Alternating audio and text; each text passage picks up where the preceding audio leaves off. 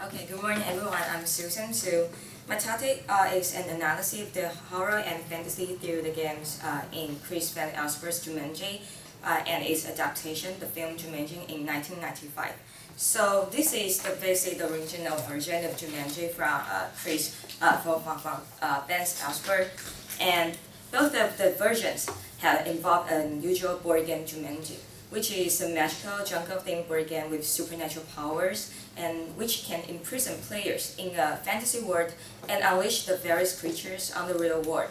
So both of the versions have featured some of the characteristics of the literature and fantastic, but mostly the force of horror and fantasy have pervaded through the whole book and the film. So therefore, even though the way the game in two versions are presented in different ways, the game still presents as a very important role in two versions. Therefore, by comparing Jumanji in two versions, my paper will discuss the game in terms of its design, appearance, content, and effect. By doing so, I hope this paper can find out how the author tried to present horror and fantasy through the game Jumanji with its great possibilities and uncertainties. So before I go to my comparison, I would like just to bring out some of the definition of the horror I use here. I would like to borrow H.P. Lovecraft's most famous quote, as he mentioned that the oldest and strongest emotion of mankind is fear, and the oldest and strongest kind of fear is the fear of the unknown.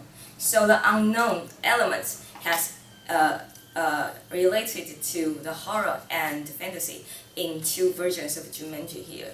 So for my comparison, the first is the design and appearance of the game. So in picture book, when the character first find the Jumanji, the game, there is a note attached with the words saying that free game found for some, but not for all. Plus, read instruction carefully. So the note here has presenting the game's mysterious and unknown aspect with its careful reminder. But in the film, the characters was led and attracted by the sound, which is a drum beat, and this team to find the game in the muddy world, and this indicates the underlying supernatural power of the game. For the design of the two versions, the game is designed as a familiar game with extraordinary instruction, and so the purpose and instruction of the game gradually indicate the game's unusual aspects and uncanny feeling. In the book, it shows the uncanny feelings when the Jumanji is first described as it looked very much like the games they already had. So the game is something familiar as the Monopoly that we play. So furthermore, there is a very special instruction and purpose here that which indicates further mysterious and horrific elements of Jumanji. It says, once a game of Jumanji is started, it will not be over until one player reaches the Golden City Jumanji. So this is from the children's picture book. But in the film, the design of Jumanji emphasizes the mysterious aspect further, and also emphasizes its horrific and wonder aspect by presenting Jumanji with magical and supernatural power. For example, the tokens on the board game can move ultimately.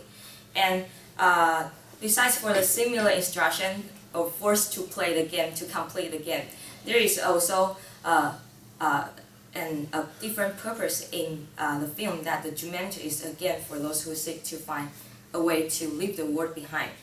So for the content and the process of the game, to play the game, the book and the film also have interwoven the fantastic and the real, breaking the boundary between the reality and the fantasy. So each move brings a wonder and a wild creature in reality. So the power of fantasy lies when the characters are confronting and interacting with this fantasy and surrealist experiences and the creatures. And the game in two versions also transformed the house into the jungle. So for the horror aspect, the uncertainty and unknown aspects are emphasized further in the film. The characters do not know that what will happen because the game is designed as there is a glass eye in the middle, and the glass eye will show some message, but the message appears as a puzzle-like sentence, such as such as it shows that a tiny bite can make you itch, make you sneeze, make you twitch. So this is from the film. But in the picture book, it's quite very different.